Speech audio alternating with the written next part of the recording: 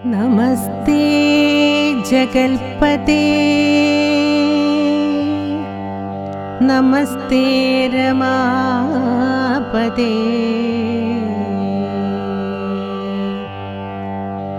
നമസ്തേ ദാശരഥേ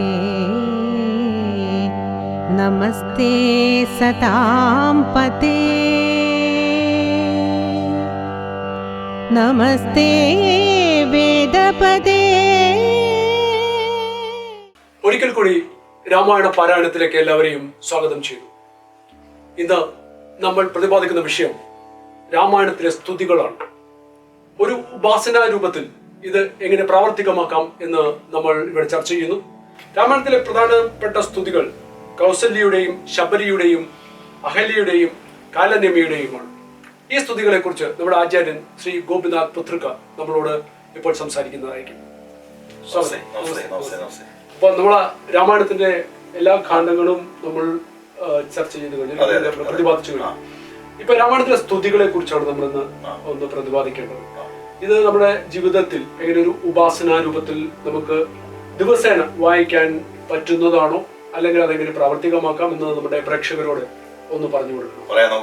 നല്ലൊരു കാര്യം. തീർച്ചയായിട്ടും രാമായണത്തില് ഒട്ടനവധി സ്തുതികളുണ്ട്. കൗസല്യാസ്തുതി മുതൽ ഇവിടെ പറഞ്ഞതുപോലെ ശബരി സ്തുതി, അഹല്യാസ്തുതി, കാലനേമി സ്തുതി, അങ്ങനെ ഒട്ടനവധി സ്തുതികൾ രാമായണത്തിലുണ്ട്. ഈ സ്തുതികളെല്ലാം വളരെ അർത്ഥസമ്പുഷ്ടങ്ങളാണ്.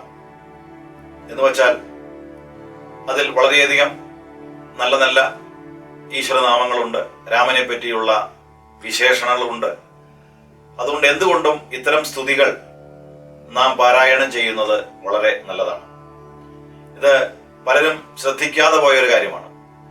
കാരണം നമ്മുടെ സനാതന ധർമ്മവിശ്വാസികൾക്ക് എപ്രകാരമാണ് ഒരു ഉപാസന പദ്ധതി ഉള്ളത്, അല്ലെങ്കിൽ എങ്ങനെയാണ് ഉപാസിക്കേണ്ടത് എന്ന കാര്യത്തെ പറ്റി ഇപ്പോഴും വ്യക്തമായ ഒരു കാഴ്ചപ്പാടില്ല. അത് നമ്മുടെ ധർമ്മത്തിന്റെ ഒരു പ്രത്യേകതയായിട്ട് കൂട്ടിയാൽ മതി. എന്നാൽ നമുക്ക് വൈദിക വിധിപ്രകാരം സ്തുതി, പ്രാർത്ഥന, ഉപാസന എന്നിങ്ങനെ വ്യക്തമായ ഒരു പ്രമാണമുണ്ട്. സ്തുതിക്കുക, ഈശ്വരന്റെ അവദാനങ്ങളെ സ്തുതിക്കുന്ന വേദമന്ത്രങ്ങൾ ചൊല്ലുക, അതുപോലെ ഉപാസന ചെയ്യുക, പ്രാർത്ഥിക്കുക. പ്രാർത്ഥിക്കുക എന്ന് പറഞ്ഞാൽ പ്രകർഷേണ അർത്ഥന, വേദമന്ത്രങ്ങൾ കൊണ്ട് നാം ചെയ്യുന്ന ശരിയായ രീതിയിലുള്ള അർത്ഥനയാണ്, പ്രകർഷേണയുള്ള അർത്ഥനയാണ് പ്രാർത്ഥന. അപ്പൊ നമ്മുടെ സമാജത്തിന് ഇതൊന്നും ഇല്ല എന്ന് പലരും പറയുമ്പോൾ പോലും വേദങ്ങളിലൊക്കെ വ്യക്തമായിട്ടുള്ള ഉപാസനാ പദ്ധതികളുണ്ട്. എങ്കിലും നമ്മുടെ വിദ്യാഭ്യാസ സമ്പ്രദായത്തിൽ ഗുരുകുല സംസ്കാരത്തിന് വലിയ പ്രാധാന്യം ഇല്ലാത്തത് കൊണ്ട് ആരും തന്നെ ഇതിനെ പരിഗണിക്കാറില്ല. അപ്പൊ സാധാരണ രീതിയിൽ നാമം ജപിക്കുന്നു, വിളക്ക് വയ്ക്കുന്നു എന്നുള്ളതൊക്കെ ഒരു സംഭവം മാത്രമാണ്.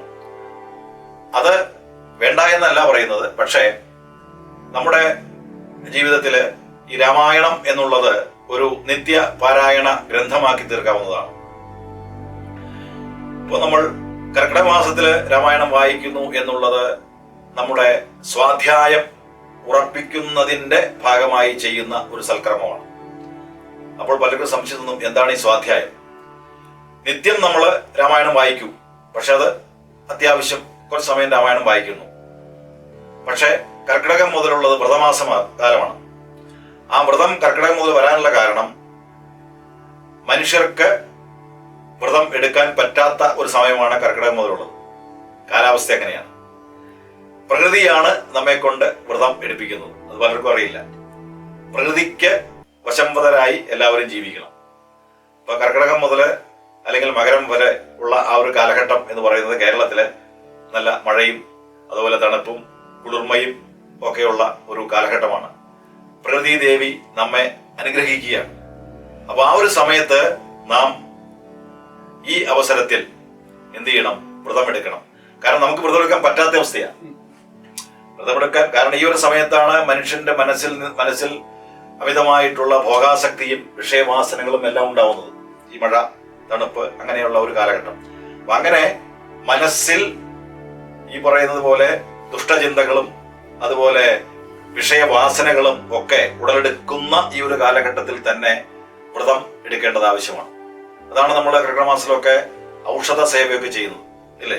അതിന്റെ ഉദ്ദേശം ഇത് തന്നെയാണ്. ഗൃഹസ്ഥന്മാർ ഔഷധം സേവിക്കുന്നു. ആ കർക്കിടകത്തിൽ ഉണ്ടാകുന്ന ചെടികൾക്കെല്ലാം ഔഷധ ഗുണം കൂടുതലുണ്ട്. അതുകൊണ്ട് പ്രകൃതിക്ക് ഹിതമായിട്ടുള്ളതായിരിക്കണം നമ്മുടെ ഹിതം. അങ്ങനെയാണ്, പ്രകൃതിക്കാണ് ഹിതം. പ്രകൃതി നൽകുന്നതാണ് ഹിതാഹാരം, നമ്മൾ കഴിക്കുന്നതല്ല. അപ്പോ പ്രകൃതി ദേവി നമുക്ക് അനുഗ്രഹിച്ച് നൽകുന്ന ആ ഹിതാഹാരം കഴിച്ചുകൊണ്ട് വ്രതം ആചരിക്കണം എന്നുള്ളതാണ് പ്രമാണം. അടിസ്ഥാനപരമായിട്ട് ഈ രാമായണം കർക്കിടകത്തിൽ കൂടുതലായി വായിക്കുന്നത് ഇതുമായി ബന്ധപ്പെട്ടാണ്. കർക്കിടകം, ചിങ്ങം, കന്നി, തുലാം, വൃശ്ചികം. പക്ഷെ പലർക്കും മറ്റു മാസങ്ങളിൽ ഇത് വായിക്കാൻ പാടില്ല എന്നുള്ള മറ്റൊരു ചിന്തകളുണ്ട്. അതൊരു ഇല്ല, എല്ലാ മാസങ്ങളിലും വായിക്കാം. ഇത് വ്രതമാസം ആയതുകൊണ്ട് നമ്മൾ സ്വാധ്യായമായിട്ടാണ് വായിക്കുന്നത്. എന്ന് പറഞ്ഞു കഴിഞ്ഞാൽ ആവർത്തിച്ച് വായിക്കണം. സ്വയം അധ്യയനം ചെയ്ത് മനനം ചെയ്ത് അതിലെ അർത്ഥസാക്ഷാത്കാരം നടക്കുമ്പോഴാണ് അത് സ്വാധ്യായമാകുന്നത്. ഇപ്പൊ സാധാരണ നമ്മുടെ നിത്യപ്രാർത്ഥനയിൽ നാം വായിക്കുമ്പോൾ അത്രയൊന്നും ശ്രദ്ധിക്കാറില്ല. രാവിലെ വൈകുന്നേരം കുറച്ചു നേരം വായിക്കും, അത് കഴിഞ്ഞ് നമ്മുടെ ജോലിക്ക് പോകുന്നു. പക്ഷെ ഈ ഒരു വ്രതമാസക്കാലത്ത് കൃത്യമായി വ്രതമെടുത്ത് മത്സ്യമാംസാദികളെല്ലാം ഉപേക്ഷിച്ച് വ്രതമെടുത്ത് വളരെ ചിട്ടയായിട്ട് രാമായണത്തിലെ ഓരോ ഭാഗവും വായിച്ച് നമ്മൾ ഈ ചെയ്യുന്നത് പോലെ മനനം ചെയ്ത് അർത്ഥസാക്ഷാത്കാരം വരുത്തുകയാണ് വേണ്ടത്. അതാണ് ചെയ്യേണ്ടത്. അത് ശരിക്കും കേരളത്തിന്റെ ഒരു സാംസ്കാരിക പൈതൃകം ആണെന്ന് വേണമെങ്കിൽ നമുക്ക് പറയാം. ഇവിടെ കർക്കിടകം ഗൃഹസ്ഥനാണെങ്കിൽ ചിങ്ങം ബ്രഹ്മചാരിക്കാണ്, പിന്നെ വാനപ്രസ്ഥി. ഇതിൽ പരം എന്താണ് ആശ്രമധർമ്മങ്ങളുള്ളത്? ഇപ്പൊ കേരളത്തിൽ പോലും ഈ 3 ആശ്രമധർമ്മങ്ങളുണ്ട്. അത് നമ്മൾ മനസ്സിലാക്കിയിട്ട് ജീവിതത്തിൽ പകർത്തണം. ഇപ്പൊ ശബരിമല എന്ന് പറഞ്ഞാൽ വ്രതമാണ്, വ്രതം ആചരിക്കണം, അല്ലെങ്കിൽ പ്രയോജനമില്ല. കേവലം ഒരു ശബരിമലയ്ക്കുള്ള കെട്ടുനിറച്ചു പോകുന്ന ആ ഒരു പോക്കല്ല പോക്ക്. അപ്പൊ ഇതെല്ലാം നമ്മുടെ ജീവിതവുമായി ബന്ധപ്പെട്ട് കിടക്കുന്ന കാര്യങ്ങളാണ്. ഓരോ പ്രദേശത്തുള്ള മനുഷ്യർക്കും അവരവരുടെ ഭൂപ്രകൃതിക്കനുസരിച്ച് ചിട്ടയായി ജീവിക്കുന്നതിനുള്ള എല്ലാ സൗകര്യവും നമ്മുടെ ആചാര്യന്മാര് പറഞ്ഞു വെച്ചിട്ടുണ്ട്. അതുകൊണ്ട് ഈ ഒരു കാലയളവില് കൃത്യമായ വ്രതമെടുത്ത് രാമായണം എന്ന ഗ്രന്ഥം സ്വാധ്യായം ചെയ്യണം എന്നുള്ളതാണ് നമുക്ക് പറയാനുള്ളത്. അതുകൊണ്ട് അങ്ങനെ സ്വാധ്യായം ചെയ്യുമ്പോൾ നിത്യം നമ്മൾക്ക് വായിക്കാവുന്ന ഏറ്റവും നല്ല ഭാഗങ്ങളാണ് അതിലെ സ്തുതികൾ. ഇപ്പൊ രാമായണം മുഴുവൻ വായിച്ചില്ലെങ്കിൽ പോലും നിത്യം ഉപാസന ചെയ്യുമ്പോൾ, ഇപ്പൊ വേദമന്ത്രങ്ങൾ അറിയില്ലെങ്കിൽ പോലും നിങ്ങൾക്ക് ഇതിലെ സ്തുതികൾ വായിച്ച് കൃത്യമായി ഉപാസന ചെയ്യാം. എല്ലാ ദിവസവും ചെയ്യാം, യാതൊരു സംശയവുമില്ല. മുഴുവൻ വായിക്കാവുന്നവർക്ക് വായിക്കാം. പക്ഷേ അതിലെ സ്തുതികളെങ്കിലും കൗസല്യാസ്തുതി ആയാലും അകല്യാസ്തുതി ആയാലും മറ്റേത് സ്തുതികളായാലും അതിലൊക്കെ നിഷ്കളൻ, നിരാമയൻ ഇങ്ങനെയുള്ള പ്രയോഗങ്ങളാണ് അല്ലെ. അച്യുതനാദിനാജൻ അവ്യൻ ആത്മാരാമൻ ഇങ്ങനെയുള്ള നല്ല നല്ല പ്രയോഗങ്ങളാണ്. ആ പ്രയോഗങ്ങളെ സ്വാധ്യായം ചെയ്ത് മനനം ചെയ്ത് അർത്ഥബോധത്തോടുകൂടി നമുക്ക് ജീവിക്കാൻ സാധിക്കും. അപ്പൊ രാമായണം എന്ന ഗ്രന്ഥത്തിലൂടെ ഒരേ സമയം സ്തുതിയും പ്രാർത്ഥനയും നമുക്ക് വളരെ ലളിതമായ രീതിയിൽ നടപ്പാക്കാവുന്നതാണ് എന്ന കാര്യം കൂടി ഇവിടെ നാം മനസ്സിലാക്കണം. അതോടൊപ്പം ഈ വ്രതമാസക്കാലത്ത് വളരെ ചിട്ടയായിട്ട് ഇത് സ്വാധ്യായമായിട്ട് വളരെ ആദ്യം മുതൽ അവസാനം വരെ ആദിമധ്യന്തം രാമായണം വായിച്ച് അതിലെ അർത്ഥതലങ്ങളിലേക്ക് കടന്നു ചെല്ലുകയും അത് നമ്മുടെ വീടുകളിലിരുന്ന് എല്ലാവരും ചേർന്നിരുന്ന് ഒരു സത്സംഗ രൂപേണ അത് നടപ്പാക്കുകയും ചെയ്യണം എന്നുള്ളതാണ് ഈ ഒരു രാമായണ സത്സംഗത്തിൽ ഞങ്ങൾക്ക് പറയാനുള്ളത്. കാരണം ഇത് ജീവിതത്തിന്റെ ഭാഗമാണ്. നമ്മുടെ കേരളത്തിലെ ഹൈന്ദവ ജനത ഈ വ്രതഭംഗം വരുത്തിയത് കൊണ്ടാണ് നമുക്ക് പല കഷ്ടപ്പാടുകളും ഉണ്ടാവുന്നത്. ഇത് വെറും അന്ധവിശ്വാസമല്ല, ഇത് ആദിദൈവികവും ആദിഭൗതികവും ആധ്യാത്മികവുമായ കാര്യങ്ങളാണ്. ഈ 3 ശാന്തി ആഗ്രഹിക്കുന്നവര് കൃത്യമായും ഈ വ്രതപരിപാലനം നിർവഹിച്ചിരിക്കണം. രാമന്റെ ജീവിതം അതിന് നിങ്ങൾക്ക് മാതൃകയാക്കാം. ശ്രീരാമന്റെ ജീവിതമാണ് മാതൃക. രാമനാണ് മര്യാദ പുരുഷോത്തമൻ. രാമന്റെ ജീവിതം മാതൃകയാക്കിക്കൊണ്ട് എല്ലാ ഹൈന്ദവ ഭവനങ്ങളിലും ശാന്തിയും സമാധാനവും സ്തുതിപ്രാർത്ഥന ഉപാസനയിലൂടെ ഉണ്ടാകട്ടെ എന്ന് ഈ അവസരത്തിൽ ആത്മാർത്ഥമായി പ്രാർത്ഥിക്കുന്നു. എല്ലാവർക്കും എന്റെ വിനീതമായ നമസ്കാരം. ജയ് സീതാറാം. രാമായണത്തിലെ സ്തുതികളെ കുറിച്ച് വളരെ വ്യക്തമായ ഒരു വിസ്താരമാണ് ഇവിടെ ആചാര്യൻ നടത്തിയത്. വരാൻ പോകുന്ന നാളുകളിൽ നമ്മുടെ അടുത്ത തലമുറയിലേക്ക് പകർത്തേണ്ട ഒന്നാണ് ഇത്തരം സംസ്കാരങ്ങൾ.